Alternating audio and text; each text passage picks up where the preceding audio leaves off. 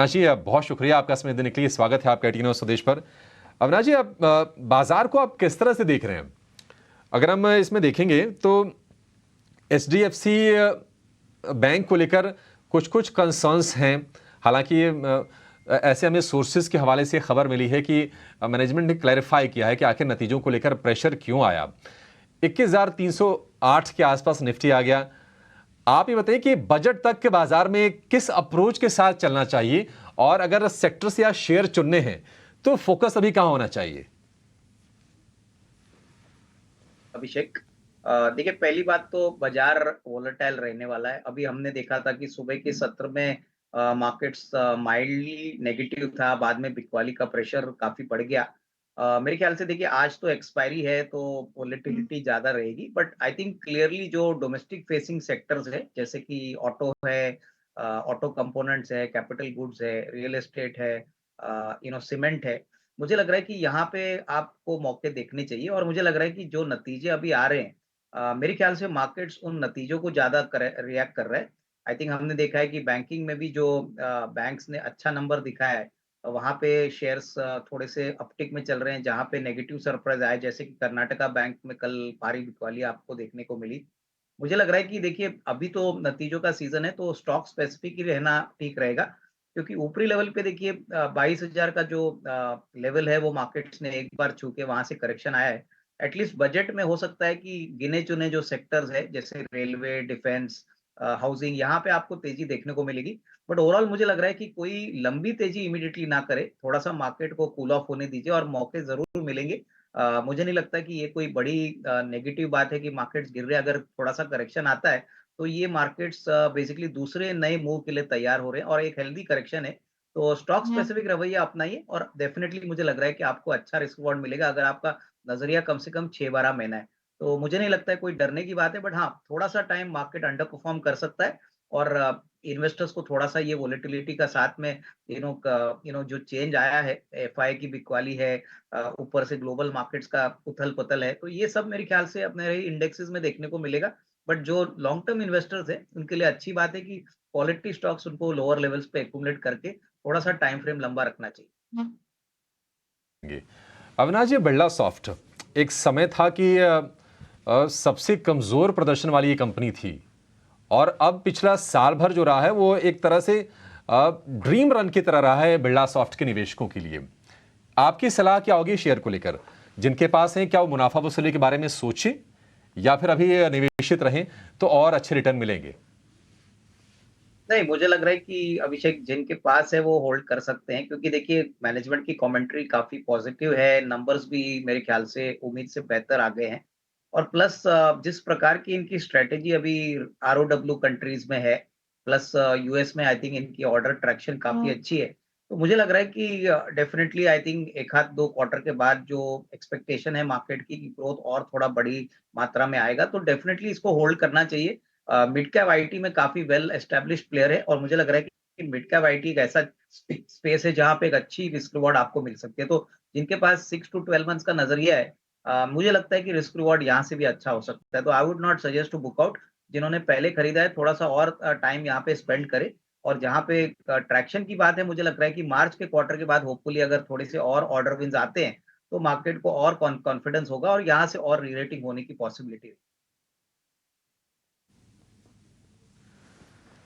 है। री रेटिंग होने की संभावना है। बिरला से अच्छे नतीजे दिए कैसे, और आगे के परफॉर्मेंस को लेकर क्या उम्मीदें हैं? क्योंकि आंकड़े जो हमारे पास हैं वो तो मतलब बहुत अच्छे में दिख रहे हैं। प्री प्रोविजनिंग ऑपरेटिंग प्रॉफिट को अगर आप छोड़ दीजिए, क्योंकि वो 2% नीचे है, अदरवाइज मुनाफे में करीब करीब 27% के आसपास का उछाल है। एनआईआई बढ़ी है, मार्जिन स्टेबल रखा है, 3% के आसपास स्टेबल है। लेकिन ग्रॉस एनपीए और नेट एनपीए बढ़िया इंप्रूवमेंट हम देख रहे हैं। डिपॉजिट्स बढ़े हैं, एडवांसेस यानी कि जो नए लोगों से उसमें अच्छी हमने ग्रोथ देखी है। स्लिपेजेस यानी कि जो नए एनपीए होते हैं उसमें थोड़ी सी हमने कमी देखी है। 0.33% के मुकाबले 0.31% का आंकड़ा निकल के आया है। भविंद्र जी जुड़ जाएंगे तो उनसे बातचीत हो जाएगी, तो थोड़ा सा और चीज़ें क्लियर हो जाएंगी। लेकिन इन आंकड़ों को अविनाश जी ने भी बहुत अच्छे से एनालिसिस किया होगा केनरा बैंक के। अविनाश जी, आपको कैसे लगे नंबर्स केनरा बैंक के, और इन नंबर्स के बाद अब शेयर को लेकर आपका व्यू क्या है? नहीं, बिल्कुल देखिए अभिषेक, मैं देख रहा था कि एसेट क्वालिटी बहुत ही कंट्रोल्ड है। Profit growth that is net profit करीबन 27% बढ़ा है। मेरे ख्याल से हर पैमाने पे कैनरा बैंक ने नंबर्स बहुत अच्छे दिखाए और मुझे लग रहा है कि पीएसयू बैंक्स में जो डर था कि डिपॉज़िट ग्रोथ स्लो डाउन होगा, प्रॉफिटेबिलिटी दबाव में आएगी, आई थिंक ऐसा कुछ नहीं है। मुझे लगता है कि डेफ़िनिटली मैनेजमेंट जो मार्च का क्वार्टर है, वहाँ पे और भी अच्छा ग्रोथ दिखाने का पोटेंशियल रखता है। और आने वाला साल भी इनके लिए अच्छा होगा क्योंकि देखिए गवर्नमेंट भी इंफ्रास्ट्रक्चर पे फोकस कर रही है, प्राइवेट कैपेक्स भी बढ़ रहा है और जिस प्रकार से एसेट क्वालिटी का मेजर हम देखेंगे तो कैनरा बैंक ने बहुत अच्छा काम किया है। इनकी जो सब्सिडियरी है कैनफिन होम्स, इन्होंने भी हाउसिंग स्पेस में अपने क्षेत्र में अच्छा एक परफॉर्मेंस दिखाया। तो मेरे ख्याल से ऑल सेड एंड डन ये बैंक खरीदने लायक है। करीबन 450 460 का रेट चल रहा है। मेरे ख्याल से कम अगर साल भर की बात करें तो मुझे लग रहा है कि ये 525 550 का भी टारगेट प्राइस अचीव कर सकता है। तो अच्छी क्वालिटी बैंक है, पोर्टफोलियो में इंक्लूड करने जैसी बैंक है। तो इसमें ज़रूर निवेशित रहिए और कोई इस बाजार में भी हम देख रहे हैं कि स्टॉक ऊपर है, तो ये लेवल पे भी डेफिनिटली अच्छा रिस्क रिवॉर्ड आपको मिल सकता है अगर 6 से 12 मंथ्स का नज़रिया है। ठीक है, तो एचडीएफसी बैंक में थोड़ी नई होल्डिंग है। अविनाश जी, एचडीएफसी बैंक को पहले हम आप के सामने लेकर आएंगे, क्योंकि बहुत सारे ऐसे दर्शक हैं, बहुत सारे ऐसे लोग हैं जिनके मन में प्रश्न है कि किस तरह की ग्रोथ होगी, क्योंकि एक मार्जिन वाला कंसर्न है। हालांकि सोर्सेज के हवाले से हमें पता चला है कि बैंक का ये मानना है कि ये जो भी चिंताएं ग्रोथ को लेकर हैं वो अस्थायी हैं और ये कुछ तिमाहियों में ये दूर हो जाएंगी। आप किस तरह से देख रहे हैं बैंक को? देखिए, क्वालिटी को लेकर कोई शक नहीं है, स्केल को लेकर कोई दिक्कत नहीं है।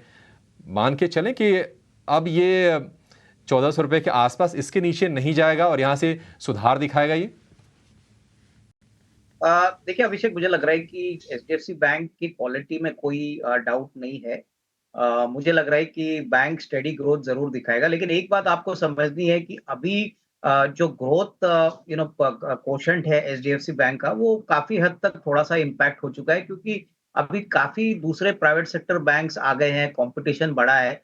तो अभी आने वाला जो जो रोड मैप रहेगा एचडीएफसी बैंक का, वो काफ़ी चैलेंजिंग रहेगा। तो मैं समझता हूँ कि अगर नज़रिया आपका 1.5-2 साल है, तो ही आपको अच्छा पैसा एचडीएफसी बैंक में बनेगा।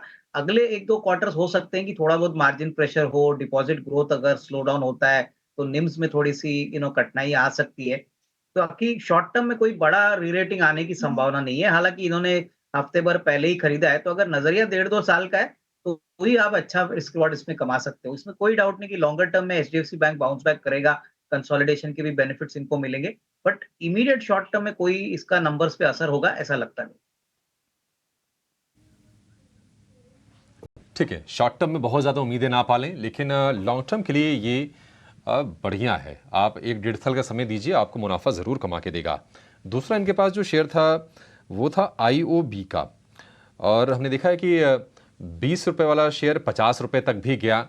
वहाँ जाने के बाद थोड़ा सा कह सकते हैं कि 3-4 महीने से एक सुस्ती के दौर में है। हालांकि अविनाश जी, नंबर्स अच्छे आए हैं, इससे क्या उम्मीदें रखें? नहीं देखिए, छोटे पीएसयू बैंक्स में मुझे लगता है कि ग्रोथ कोशंट काफ़ी अच्छा आएगा क्योंकि बहुत समय के बाद ये रिकवरी इंडियन ओवरसीज़ बैंक में आया है। मुझे याद है कि एक समय था जब इनकी एसेट क्वालिटी बहुत ही खराब थी, लेकिन अभी नंबर्स इम्प्रूव हो चुके हैं और जैसे-जैसे क क्रेडिट ग्रोथ बढ़ रहा है, डबल डिजिट्स में है, इसका असर डेफ़िनेटली आईओबी जैसे बैंक्स को भी फ़ायदेमंद होगा। तो मेरे ख्याल से यहाँ पे भी मैं यही कहूँगा कि इन्होंने इस कॉस्ट पे ही खरीदा है, मार्केट प्राइस भी मोर और लेस सेम है।